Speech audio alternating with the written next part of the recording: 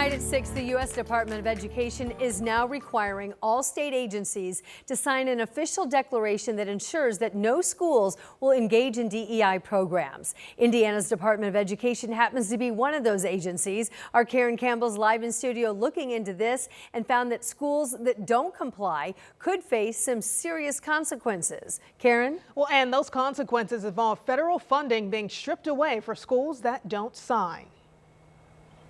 Everyone's concerned about what's happening on the national scene and everything that's trickling down to the states and now, as you say, to the schools. Dr. Gwendolyn Kelly, Indiana's NAACP education chair, says the Trump administration's aggressive move to weed out diversity, equity, and inclusion from schools is harmful. When this order came out, it's like, oh, here we go again. There's just so much coming at everyone, and it's like, when will it stop?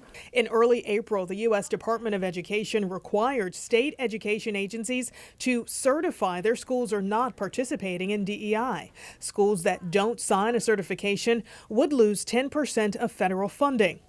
In an email, a spokesperson from IDOE says they are, quote, actively working with schools to collect signed certification forms from each local educational agency in the state. We're really looking at a method which addresses shortcomings in America's promise of equal opportunity.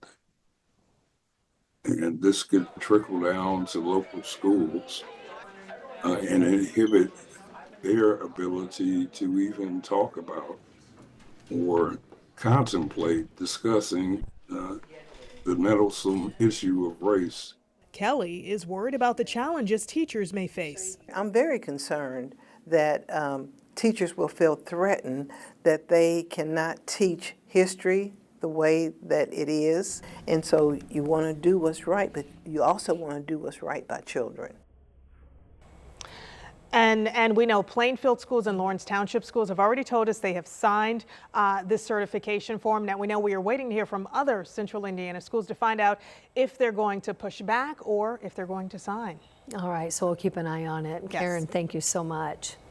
Today, IU students gathered in Bloomington at the sample gates after several students' visas were revoked earlier this week. The students there carrying signs supporting those students. Organizers want the university to provide immediate emergency academic leave and to make sure that those students know how they can complete their degrees.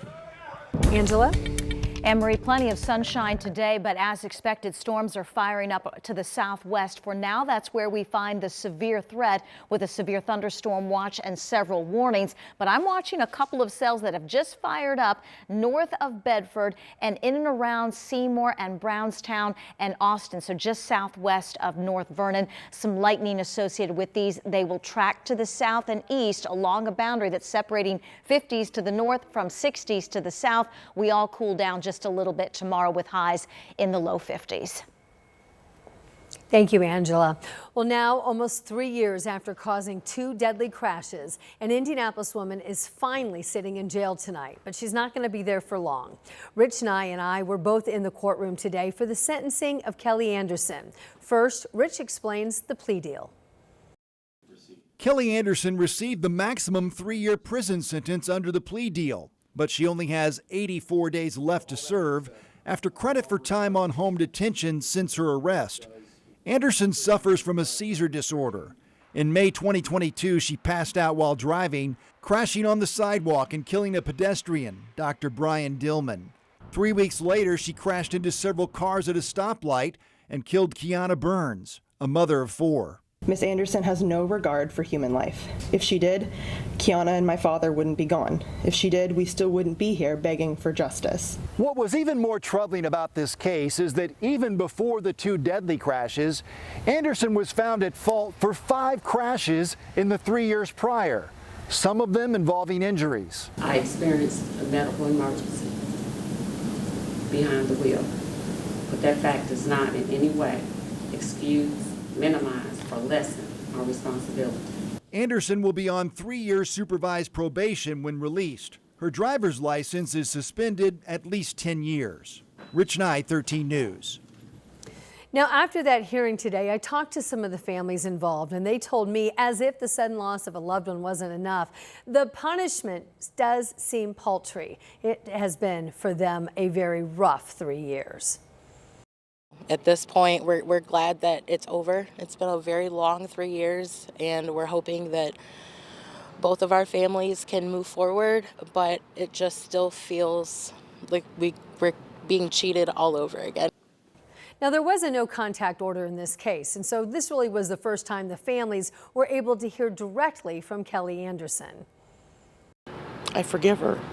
She didn't set out that day to kill my daughter. She didn't mean to do it. She made a bad decision, and she got caught up for it. Denise is the mother of Kiana Burns, and she went on to say, "I have no ill will towards her. I want her to realize what she did and live the rest of her life accordingly." That hearing today ran about an hour long, and we've put the victim impact statements and sentencing in court today over on WTHR Plus for you. To watch it, you can download that app. It's available now to stream on demand. It is free. In addition to the criminal legal proceedings, the families have also been busy advocating to keep unsafe drivers off the road. They testified before the Transportation Committee at the State House. They did so in support of House Bill 1390. It has an amendment that provides officers a box to check after an accident if they think a medical impairment was a factor. A flag on that form would then send a notification to the BMV for review. So this is a start to keep better track of compromised drivers. Right now, the measure, however, is stuck as lawmakers in the House and the Senate debate on how to best move forward. We will keep an eye on it. There are just a few weeks left in the legislative session this year, and one of the biggest remaining tasks right now is finalizing a budget. Today, Senate Republicans outlining the state's spending plan for the next 2 years. It includes nearly $47 billion, mostly in education and Medicaid spending. The Senate holds back more money for reserves in the House, which already passed its version. The Senate's budget architect says this year less money is coming to the state. Well, we have a lot of members that don't want to do a tax. I mean, look, we're doing property tax reform, and we're telling the locals you got to do more with less. I mean, how do we then go out and pass a bunch of taxes and say, hey, we need more revenue? I think the first thing, I'm not saying that everything's on the table, but just like I said about efficiencies, I think the first thing needs to be to try to spend within the revenue you have and not create more revenue. So next week, the April revenue forecast will come out, which could impact the proposed budget. That's where lawmakers find out how much money is expected to come in versus the amount that they budgeted for. IMPD is taking the first step in developing long-term goals for their department, and they're now giving us, the community, a chance to weigh in. Marina Silva live in studio tonight with what the chief says about the plan. Marina. Well, Chief Chris Bailey says this has been in the work for years. The strategic plan is meant to get input from officers as well as the community in order to develop goals for the next 5 years. He brought in Taylor Advising, an Indy-based company who will oversee the development of the plan. It's expected to cost $237,000. In June, Taylor Advising will collect all the input and share a first draft of the plan in November. That's when it'll be available for public review. Then in January of next year, IMPD will announce and implement the final strategic plan. Chief Bailey says officer recruitment and retention is the biggest challenge facing the department. Right now, the department has 1,450 officers. That's about 300 fewer than what the department is budgeted for. We need officers in order to do those things that we want to do.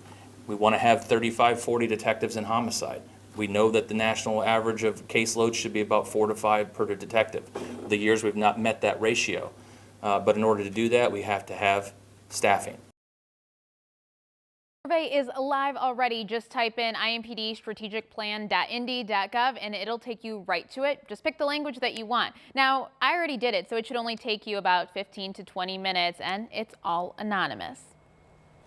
Thanks, Marina. Still ahead tonight here at 6. A fire captain in Muncie could be put on unpaid leave. We have the 2-year scandal that's at the center of a meeting underway tonight. Angela.